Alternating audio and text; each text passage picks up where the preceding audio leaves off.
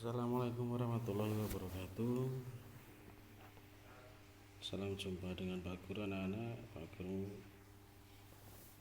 membuat video ini untuk memberikan pembelajaran pada kalian, yaitu pelajaran matematika agar nanti kalian lebih mudah. Tidak lupa Pak Guru berdoa untuk kalian semua, untuk kalian beserta keluarga tetap mendapatkan anugerah kesehatan dari Allah Subhanahu wa taala, ya, agar dapat melaksanakan atau melakukan kegiatan setiap harinya. Baik anak-anak, kita mempelajari matematika dengan bantuan buku LKS, ya.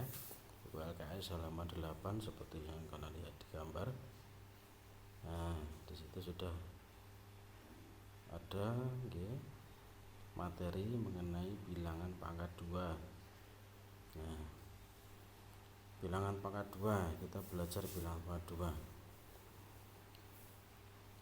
Kalau kalian sudah mengenal perkalian, itu ada perkalian yang bilangannya sama.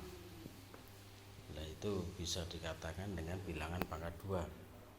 Jadi walaupun bilangannya itu besarnya berapa saja, kalau angkanya itu sama, itu bisa dikatakan bilangan itu adalah bilangan pangkat 2. Misalkan 2 kali 2, 3 kali 3, 4 kali 4, itu namanya adalah bilangan pangkat 2 atau bilangan berpangkat. Bilangan berpangkat berapa? Bilangan berpangkat 2, ya. Kita lanjutkan. Di dalam buku LKS kalian di halaman 8 itu sudah ada, ya, bilangan kuadrat. Ini bilangan pangkat 2 atau bilangan kuadrat itu 1 kuadrat atau 1 pangkat 2. Ada 2 pangkat 2, 3 pangkat 2, dan seterusnya sampai 10 pangkat 2. Yaitu caranya menghitung itu sudah ada tertera di situ, 1 kali 1, 2 kali 2.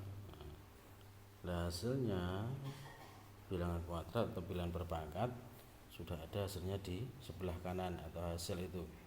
Jadi 1 kali 1, 1, 2 kali 2, 4, sampai 10 kali 10 adalah 100. Jadi pada kolom hasil itu adalah hasil perpangkatan dari bilangan kuadrat tadi. Jadi misalkan 1 kali 1 sama dengan 1, 2 kali 2 sama dengan 4, itu adalah hasilnya, ya. Itu adalah hasilnya. Kita lanjutkan. Saya beri sebuah contoh, ya. Saya beri sebuah contoh. Misalkan di sini Pak Guru menulis 2 kali 2 itu sama saja dengan 2 pangkat 2. Jadi bilangan berpangkat di sini adalah menunjukkan banyaknya bilangan yang ada di sini. Ada 1, 2 berarti pangkat 2 ini. Misalkan lagi ada 3 kali 3 sama dengan 3, banyaknya berapa? 3 pangkat 3. Itu namanya bilangan berpangkat. Tinggal kita mencari hasilnya. Misalkan 2 kali 2 atau 2 pangkat 2, 2 kali 2 sama dengan 2 pangkat 2 sama dengan 4. Nah, misalkan di sini kalau 3 pangkat 3 itu sama dengan berapa? 9. Salah. Kenapa kok salah? Karena 3 kali 3 itu sudah 9, kali 3 lagi berarti 9 kali 3 sama dengan 27. Nah, jadi 3 pangkat 3 ini hasilnya adalah 27. Kalau bilangan berpangkatan 3 ini besok pada kelas 5 insyaallah, ya.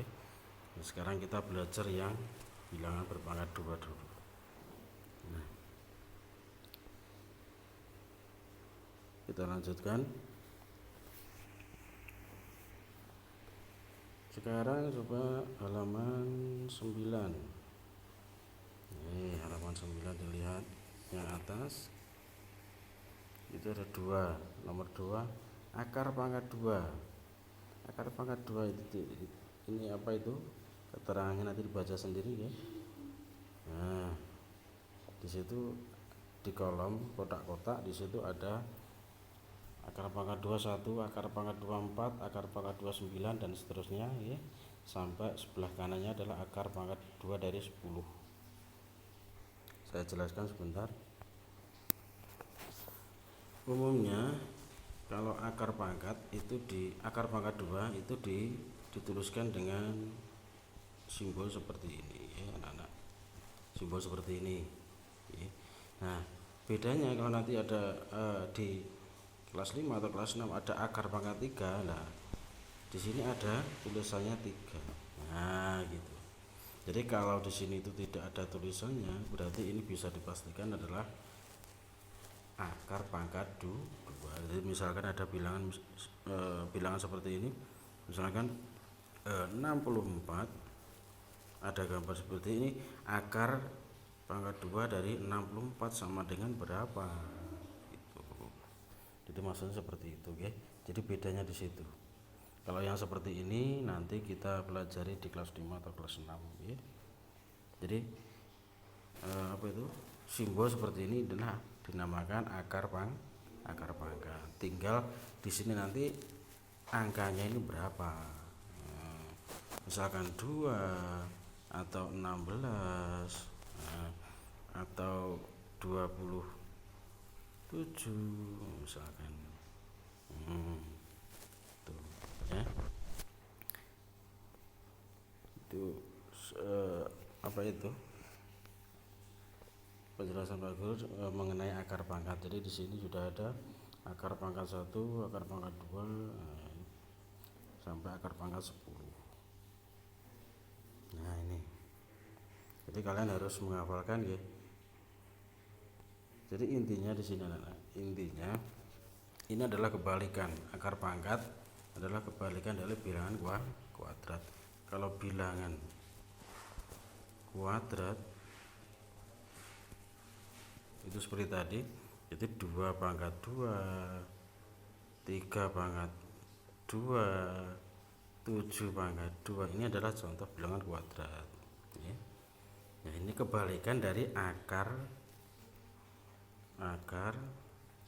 pangkat. Maaf tulisannya jelek karena ini di HP. Jadi akar pangkat ini kebalikan dari bilangan kuadrat. Kalau akar pangkat berarti akar pangkat 8 apa itu? Akar pangkat 1. Nah, akar pangkat 4, akar pangkat 27. Nah, ini. Jadi ini adalah kebalikan. Jadi bilangan kuadrat adalah kebalikan dari akar pangkat. Jadi kalau kalian sudah hafal bilangan kuadratnya hasilnya berapa, akar pangkat tentunya sudah hafal secara otomatis ya. Secara otomatis sudah hafal. Jadi tidak usah terlalu bingung. Jadi intinya kalian harus hafal bilangan kuadrat dari 1 pangkat 2, 2 pangkat 2 itu berapa, 3 pangkat 2 itu berapa, sampai 10 ya, pangkat 2 itu berapa. Jadi kalian harus hafal. Nanti kalau sudah hafal hasilnya ini ya, hasilnya berapa, ini terus nanti dikembangkan 11 pangkat 2 berapa, 12 pangkat 2 berapa, dan seterusnya ya. Jadi seperti itu.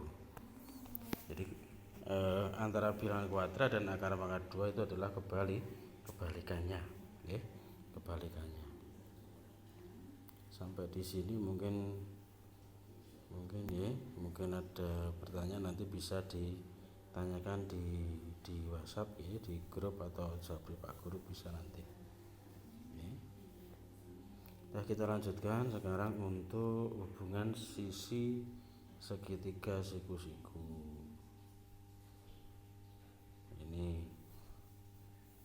hubungan sisi segitiga siku-siku itu maksudnya segitiga siku-siku itu adalah segitiga yang mempunyai satu sudut siku-siku ya. Walaupun apa namanya ya. Maksudnya begini anak-anak. Jadi sebuah segitiga siku-siku seperti ini. Inilah yang dinamakan segitiga siku-siku, yaitu segitiga yang mempunyai salah satu sudut siku-siku ya.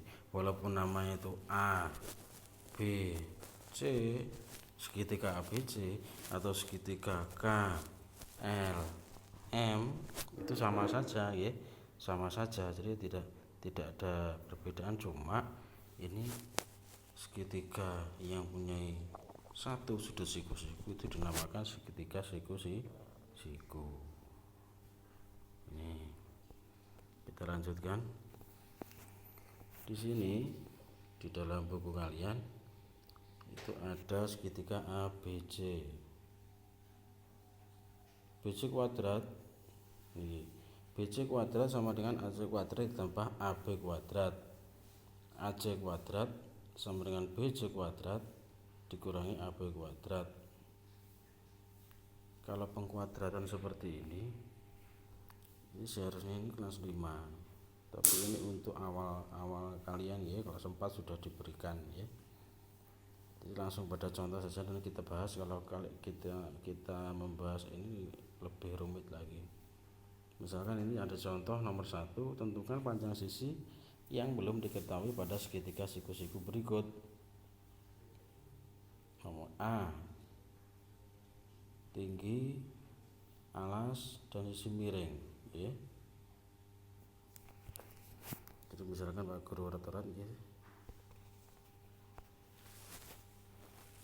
Jadi ini alasnya tingginya 3, alasnya 4 ya. Di sini sisi miringnya belum diketahui. Nah, jadi A sama dengan A kuadrat sama dengan B kuadrat ditambah C kuadrat ini. Ya, ini rumusnya seperti ini. Jadi 3B nya adalah 3 kuadrat, C nya adalah 4 kuadrat, sama dengan 3 kuadrat 9 tambah 4 kuadrat adalah 16, sama dengan 9 tambah 16 adalah 25. Nah ini 25 hasilnya. Di sini masih A kuadrat ya, masih A kuadrat. Jadi saya tuliskan lagi, A kuadrat sama dengan 25. Berarti untuk menentukan A bagaimana? Berarti A sama dengan akar pangkat 2, jadi kebalikan dari ini. Akar pangkat 2 dari 25. Akar pangkat 2 dari 25 berapa? Nah, betul, 5.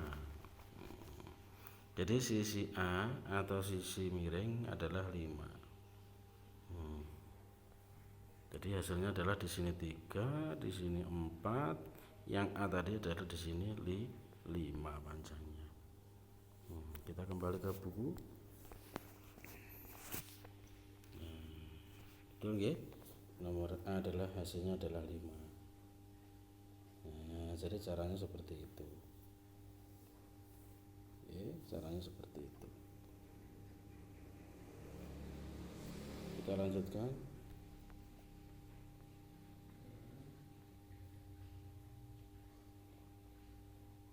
Ini halaman 10.